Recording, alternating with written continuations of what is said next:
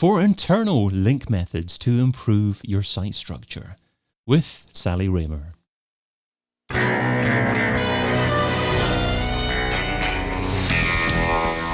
In Search SEO podcast is brought to you by Ranger, the all-in-one SEO platform that helps scale your business through data and analytics.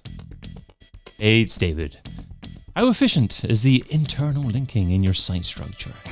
That's what we're talking about today with a lady who enjoys the company of her 3 dogs, cycling through muddy trails and tackling the joys of parenthood. She's a Brighton SEO speaker, part-time freelancer, and SEO manager for Heycar, a global used car marketplace. A warm welcome to the In Search SEO podcast, Sally Raymer. Hi David, thanks for having me. Hi Sally, thanks for coming on. Well, you can find Sally over at SEOinmotion.com. So today, Sally, you're sharing 4 internal link methods to improve your site structure. But first of all, what do you mean by site structure? So I think a common misconception when we talk site structure is the URL structure, which isn't what I mean at all. Although a good URL structure certainly saves a lot of time in creating a robust site structure. So we're talking about internal linking and how that creates your site structure and communicates to search engines what your site is about, what's the purpose of your site, and helps users navigate your site. Superb. Okay, well, we're zeroing in on internal linking and different types of internal linking and how you can improve that to improve your overall site structure. So first of all, focusing in on navigation, and you've got a subpoint here, avoid every page. Definitely. I think it's a common mistake that I see quite often. Website owners and marketers feel like every page is important and they want users to be able to find it. So they end up putting everything on their navigation. But the navigation is actually one of the most important areas of internal linking and creating your site structure. It communicates what the most important pages are to your search engine. And if you overload it with lots and lots of pages, it then loses the effect for your users who are trying to navigate your site quickly. It just becomes a mess of kind of every page and they don't know where to go. So I'd really advise either linking your top category pages and some of the really important informational pieces there that are either very high in your sales funnel or have a very large piece of intent.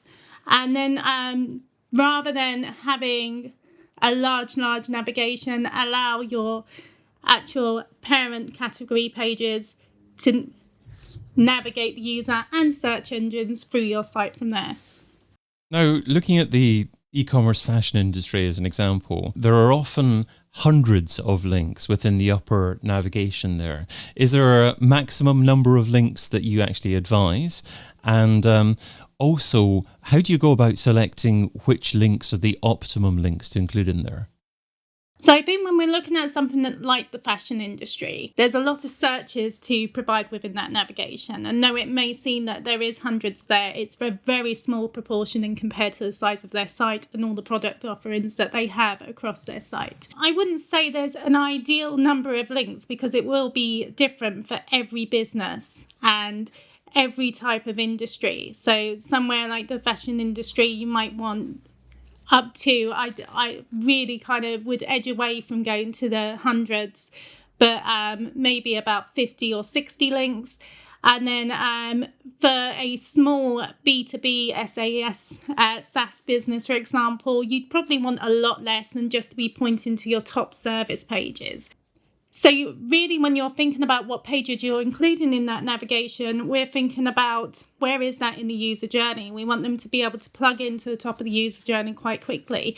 When we look at something like a e-commerce site, we're seeing, for example, women's clothing, and then it's subcategories down to dresses, coats, trousers or bottoms and so on, shoes and accessories. And then that can subcategory down again, which can provide a really useful journey for the user. But then when we actually get onto those pages, we'll then find that we can filter by size, by colour, by type, by style. So although it might seem that they have a lot of links up there, they're actually really relevant to user journey and communicate to search engines that these are the top pages we want indexed.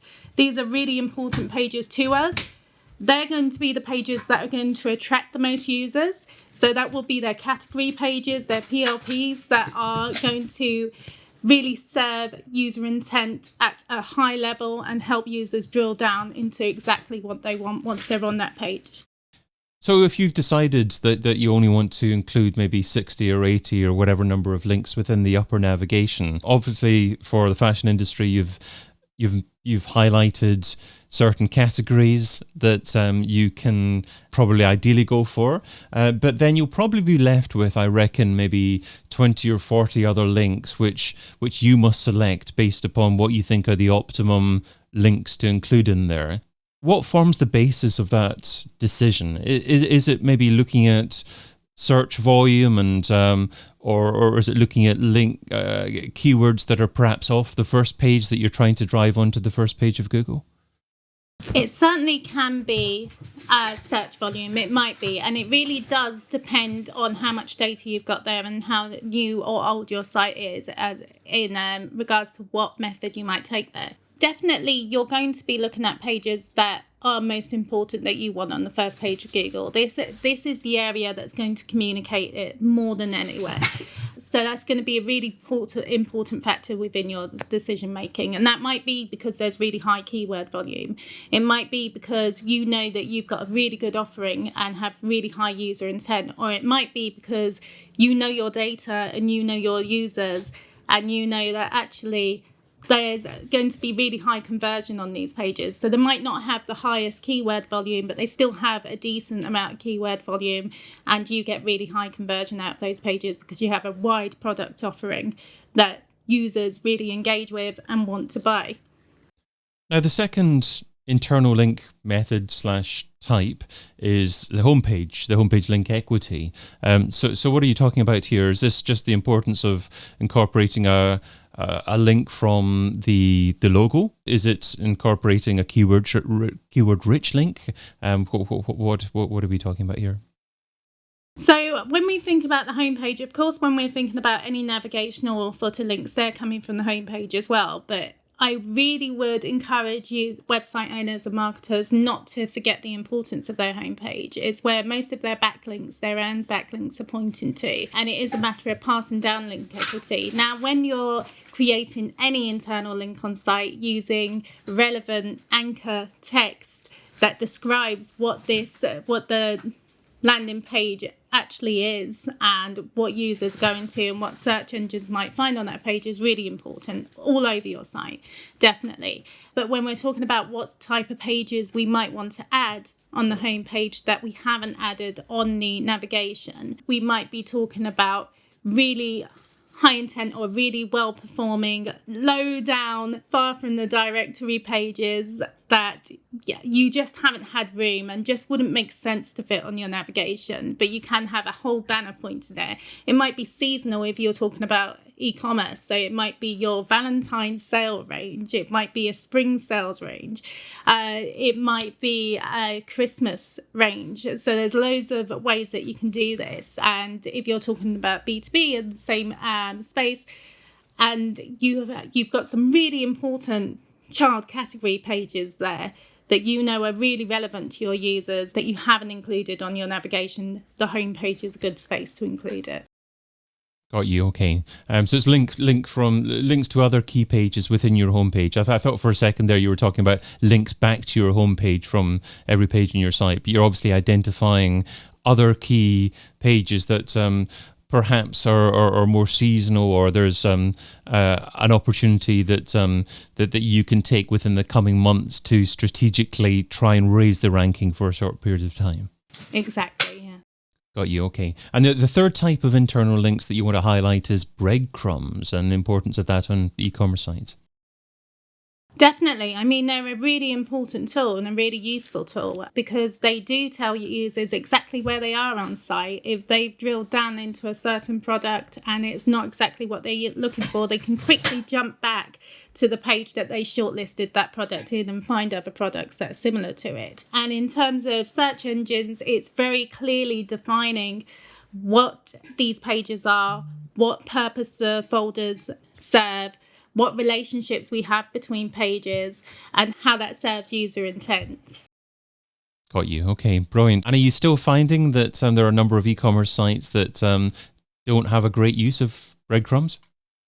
I think, yeah, we're definitely still finding that in terms of e-commerce sites everywhere. So we're seeing that they may have a use of breadcrumbs on really important areas of site, but they've actually not utilized that in other areas of site. And it's important to remember that it's not only a factor in organic traffic, it's also a factor in your paid campaigns, especially where paid campaigns might be drilling down right into the PDP, and if a user's landing there and they've got nowhere to go from that page, and it's not in stock anymore, or it's not exactly what they want it to, they're just going to bounce from site. So yeah, there's loads of occasions I would say that it's not properly being used, and it's also important to remember to utilize your actual parameters, your filters, with breadcrumbs, so that users can see where they are within the navigation when utilizing those breadcrumbs. And finally, link blocks. What do you mean by that?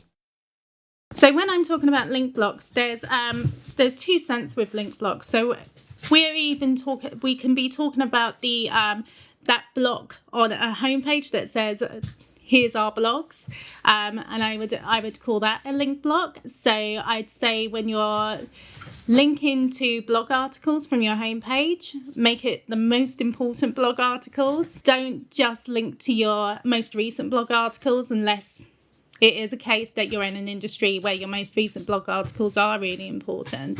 And we can also be talking about when you're on a product page and there's going to be loads of articles that are really relevant to that product and that sector of the product. So if we're talking about women's clothing, it's going to be kind of summer styles and the 5 best outfits or 3 outfits from one set of clothing, for example. So there's kind of loads of articles that can relate to different sections of your products. So when I'm talking about link blocks, I'm talking about linking to other articles from there and also linking back from articles from your blog articles to your product and service pages as well. When we're a really useful tool in this is the blog tags on your administrator side of your website. So utilizing them so that it's really easy to just select what we're going to link to from these pages rather than having to manually go through that process and really put a lot of thought and time into which blogs belong where and how we're going to create these topic clusters between the different sections of our site, because this is effectively what we're doing with these link blogs. Yeah, I was going to ask you if it can be automated, or if this is something that should be manually looked at. Because I remember years ago using a plugin on WordPress called Yet Another Related Posts plugin, and it was good. It automatically detected other posts that were related, and obviously used the post title to link to those posts. Is something like that, automated something like that, not enough really nowadays? So to an extent, we can definitely automate this through the use of the URL structure and blog tags. There is going to be an amount of manual input for blog tags because that is going to have to be updated as blogs are created, or in the past tense as we're going over where this can be utilized within topic clusters. But once you have those tags and a clean URL structure set up, it's really easy to automate the process and say everything with this tag belongs in this section and everything with this path within the URL belongs in this section, making the process really quick and easy rather than having to sit down and manually select each URL that belongs in which link blog in relation to which products and in relation to which topics. Brilliant. Okay, and I love your mention of URLs because I think that obviously SEOs love descriptive URLs, but perhaps there's not enough thought that goes into the folder structure and how that assists with perhaps things like breadcrumbs and also the automated listing of related pages as well. So great points there. So let's finish off with the Pareto pickle. So Pareto says that you can get 80% of your results from 20% of your efforts. What's one SEO activity that you would recommend that provides incredible results for modest levels of effort? So I always look at accessibility, and this can be a range of things, but it's quite easy to pick up if you have an issue within the sitemap where you're not listing URLs, or if you have a large number of orphan URLs that are not being linked to. Again, if you have a JS rendering problem where you're not serving a HTML version from your server for search engines to pick up on that piece of content or links within that content. So they're really easy things to spot. They're quite easy things to fix once you have spotted them, and they lead to really big results in terms of getting pages recognized, noticed, indexed, and then ranked. Superb. I've been your host, David Bain. You can find Sally Raymer over at SEOinmotion.com. Sally, thanks so much for being on the In Search SEO podcast. Thanks, David. And thank you for listening. Check out all the previous episodes and sign up for a free trial of the Rank Ranger platform over at rankranger.com.